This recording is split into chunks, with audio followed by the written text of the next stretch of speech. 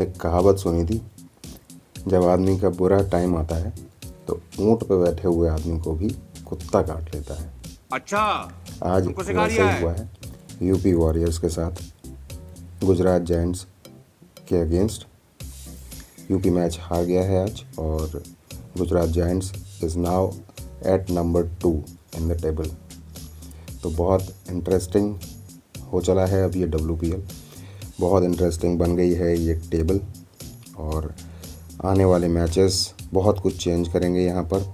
और जैसा मैंने शुरू में ही प्रेडिक्ट किया था कि इस बार कुछ नया एक चैम्पियन या नया एक फाइनल का कंटेंडर मिलने के पूरे चांसेस हैं, तो वो ही होता हुआ दिख रहा है।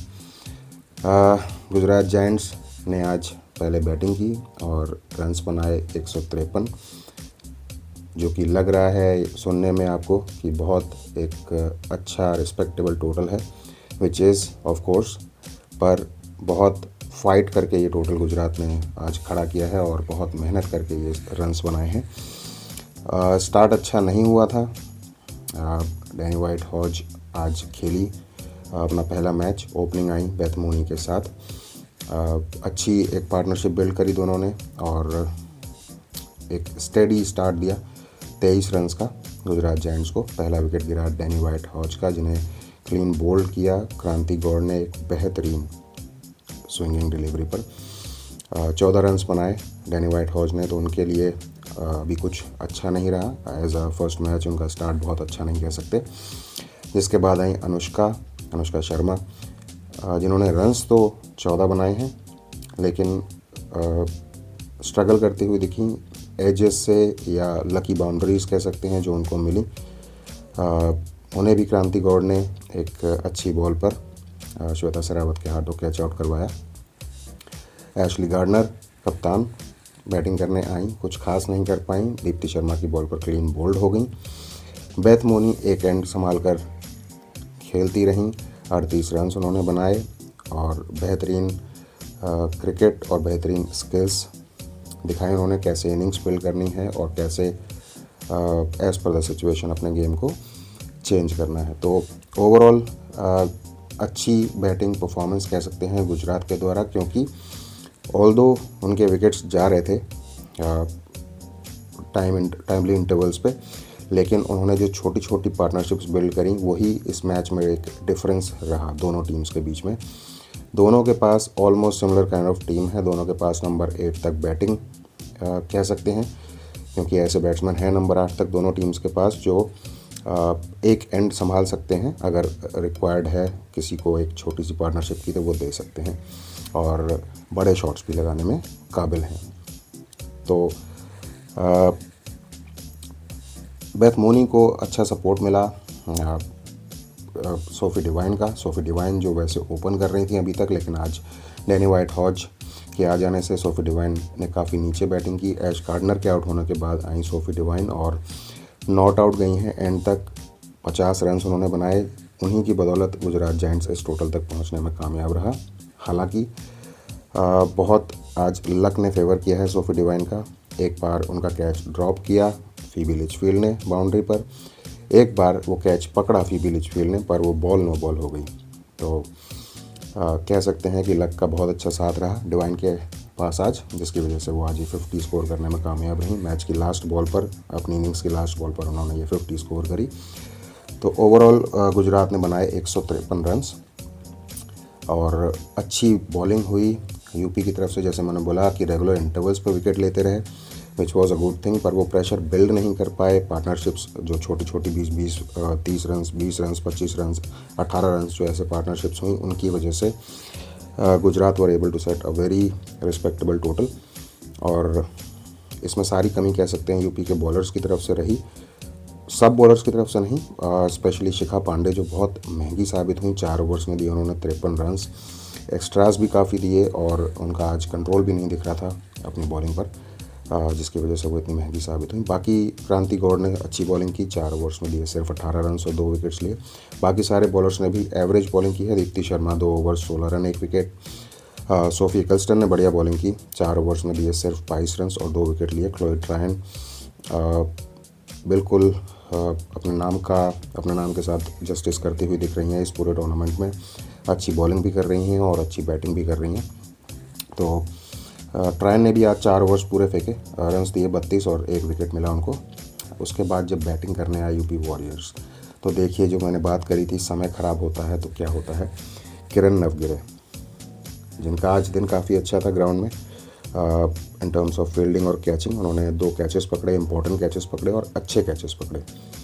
तो उम्मीद थी कि वो अपनी ख़राब फॉर्म से आज बाहर आने की कोशिश कर सकती हैं, क्योंकि ग्राउंड में दिन अच्छा जाता है तो आपकी जो आपका मेजर जो आपकी स्किल है, अगर आप बैट्समैन हैं तो बैटिंग, अगर आप बॉलर हैं तो बॉलिंग पे इम्पैक्ट ज़रूर दिखता है। तो वही उम्मीद थी किरण नवगिरे के से आज, पर जब समय ख़राब होता है तो क्या होता है मैंने बताया आपको। उनकी फॉर्म ठीक नहीं चल रही है, ऊपर से किस्मत भी ख़राब रही आज। ऐसा अनफॉर्चुनेट डिसमिसल हुआ है कि कोई कुछ नहीं कर सकता उसमें। बॉल लेग स्टंप पर डाली हुई बॉल थी रेणुका सिंह ठाकुर द्वारा, जिसको फ्लिक करना चाह रही थी, वो नहीं हुआ फ्लिक और वो ball wicket keeper Beth Moni के पैड से लग के वापस स्टंप पर लग गई और नवगिरे अपने क्रीज से बाहर थी उस समय।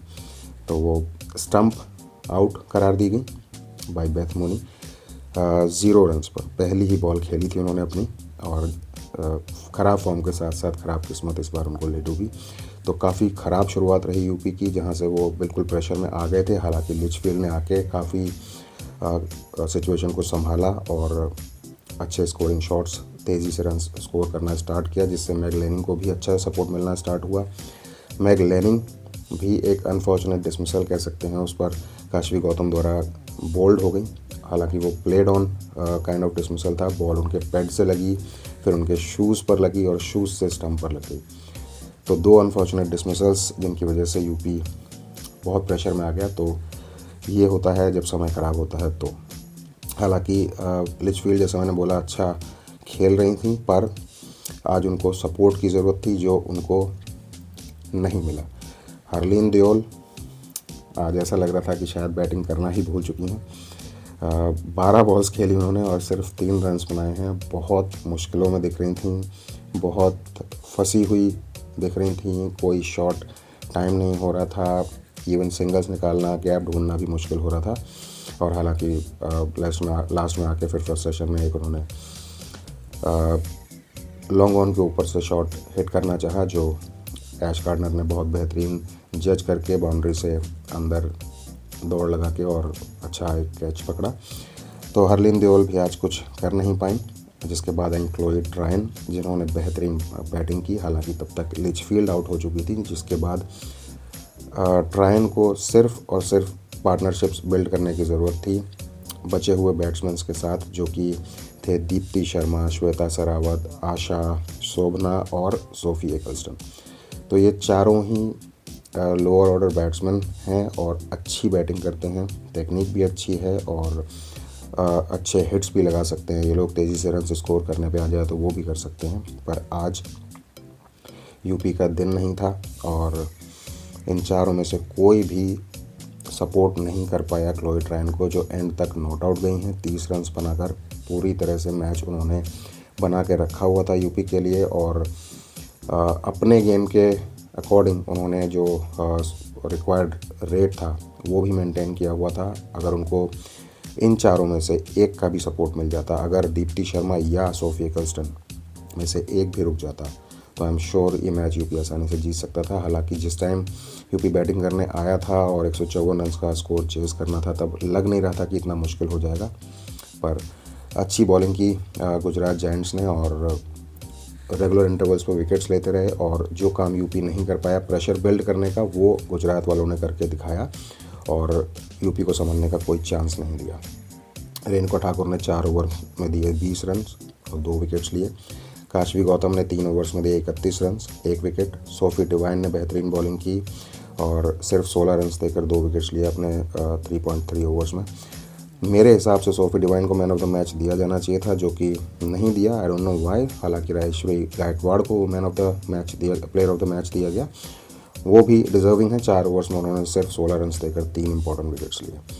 तो टेबल का ये हाल है कि अब गुजरात आ गया है सेकंड स्पॉट पर आरसीबी के बाद। कल का मैच बहुत इंपॉर्टेंट है दिल्ली और आरसीबी का। ये दोनों टीम्स हैं जिनके 5-5 मैचेस हुए हैं अभी। अगर दिल्ली कल का मैच आरसीबी को हरा देता है तब ये टेबल और भी कॉम्प्लिकेटेड होने वाला है और भी मज़ेदार होने वाला है। आरसीबी अभी तक अपने 5 में से पाँचों मैचेस जीता हुआ है, तो दिल्ली के लिए ये काम बहुत मुश्किल होने वाला है, पर नामुमकिन नहीं है। दिल्ली की साइड बहुत स्ट्रांग है और अगर कल उनका दिन हुआ तो कोई बड़ी बात नहीं है कि दिल्ली को हम शायद सेकंड पोजीशन पर देखें। तो मिलते हैं आने वाले मैचेस के रिव्यूज़ के साथ। बने रहिए आप मेरे साथ स्ट्रेट ड्राइव पर। Thank you so much. Stay blessed.